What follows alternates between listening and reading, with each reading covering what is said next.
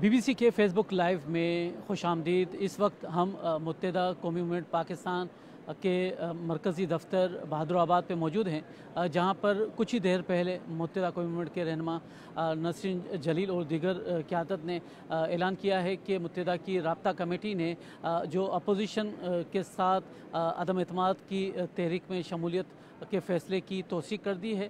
इससे पहले जो MQM के दो वफाकी वज़ीर थे, अमीनुल हक और फ़रूक नसीम, उन्होंने इस्तीफ़े पेश कर दिए थे और उसके बाद बाज़ाब्ता तौर पर जो MQM है वो तहरीक इंसाफ से अलहदा हो गई है।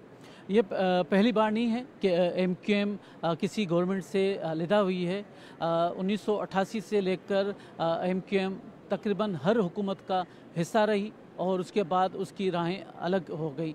वो चाहे फिर तहरीक इंसाफ से पहले पाकिस्तान पीपल्स पार्टी की हुकूमत थी या मुस्लिम लीग नून की हुकूमत, और ये तहरीक इंसाफ की पहली हुकूमत थी जिससे MQM ने अपनी राहें अलग की हैं। MQM का ये कहना है कि जो सिंध का जो शहरी इलाके हैं उनके अवाम के लिए उन्होंने ये फ़ैसला किया है। इस हवाले से उन्होंने जो पाकिस्तान पीपल्स पार्टी मुस्लिम लीग नून के साथ एक जो है समझौता भी किया है जो तहरीरी शक्ल है। हमारे साथ डॉक्टर तौसीफ़ अहमद मौजूद हैं। डॉक्टर साहब ये बताएं कि जो MQM का ये कहना है कि हमने शहरी अवाम के लिए ये फ़ैसला किया है, आप इससे कितना इत्फाक़ करते हैं? मेरा ख़्याल है ये बात उनकी सही है कि पिछले 14 साल में पीपल्स पार्टी की गवर्नमेंट के आने के बाद जो सिंध में नए तजादात डेवलप हुए थे उसके ख़ात्मे के लिए ये बेहतरीन फ़ैसला है MQM का कि उन्होंने पीपल्स पार्टी के साथ इत्तेफाक किया है। और मैंने अभी कहीं पढ़ा कि उन्होंने महाजिर सूबे की इस्तेलाह इस्तेमाल नहीं किए, मुआहदे में बल्कि सिंध के रहने वाले शहरी इलाकों के लोगों की किए। ये बहुत पॉजिटिव बात है और मेरा तो अपना ज़ाती ख्याल ये है कि अदम एतमाद की तहरीक का कोई और फ़ायदा ना हो। इन दोनों जमातों का करीब आना और कोई तरक्की के मंसूबे बनाना सिंध के लिए ये सबसे बेहतर बात है, पूरे सिंध के अवाम के लिए और पूरे पाकिस्तान के अवाम के लिए। जी, बात तजिया निगारों का ये भी कहना है कि जो फेडरल गवर्नमेंट है उसको जो MQM को देने के लिए कुछ ख़ास पैकेजेस या रिलीफ नहीं था, क्योंकि 18वीं आईनी तरमीम के बाद जो तमाम इख्तियारात और सूबे जो सूबाई हुकूमतों के पास आ गए हैं। तो क्या आप हमारे साथ फयाज़ नाइस मौजूद हैं और यहाँ पर कराची में मुख्तलिफ इशूज़ पर प्रोग्राम करते हैं। फयाज़, हमें ये बताएं कि MQM के पास कोई और ऑप्शन था अगर वो MQM मुत्तहिदा अपोजिशन के साथ शामिल ना होती, तो क्या ऑप्शन था उसके पास?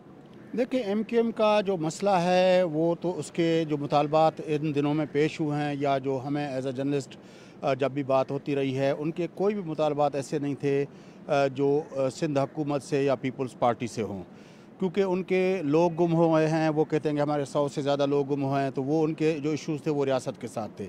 वो कहते हैं हमारे ऑफिसेज़ बंद हैं, तो वो ऑफिसेज़ पीपल्स पार्टी ने नहीं की बंद की, वो रियासत ने बंद की हुई है।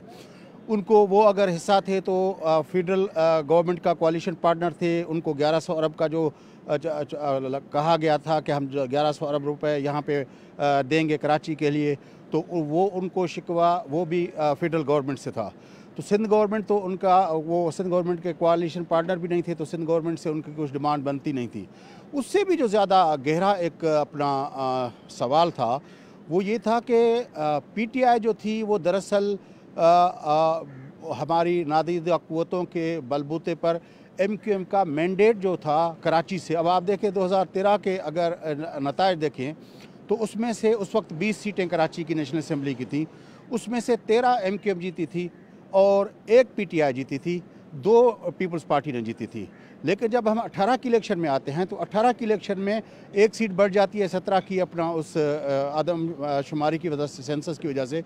लेकिन MQM सिर्फ 4 सीटें जनरल सीटें जीत सकती है और उसमें से 13 जो है वो चली जाती हैं PTI को।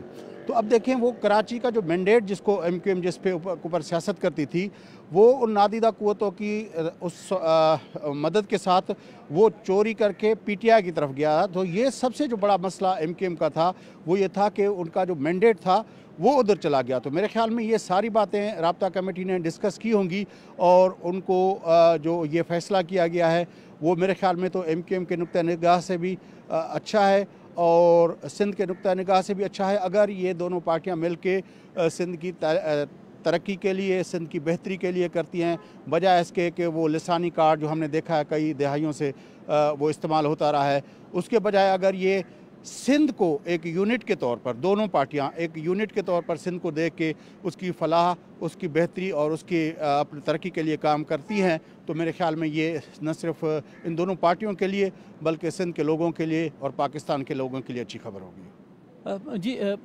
जो 1987 के बल्दियाती इलेक्शन से लेकर 2015 के बल्दियाती इलेक्शन तक हमें नज़र आता है कि MQM उसकी जो बेनिफिशरी रही है, सियासी तौर पर भी और इंतज़ामी तौर पर भी उसकी गिरफ्त रही है।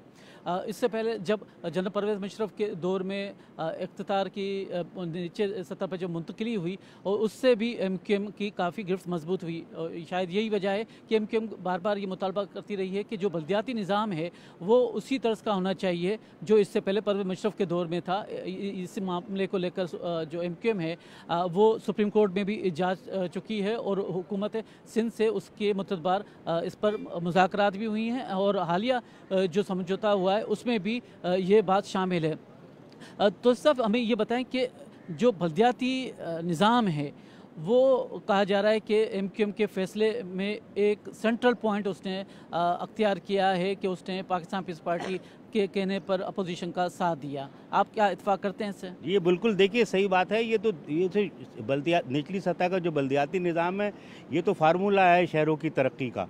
बदकिस्मती से पीपल्स पार्टी ने उसे इग्नोर किया था, अब खुद वो इस बात की तरफ आ गए हैं, तो ये तो बहुत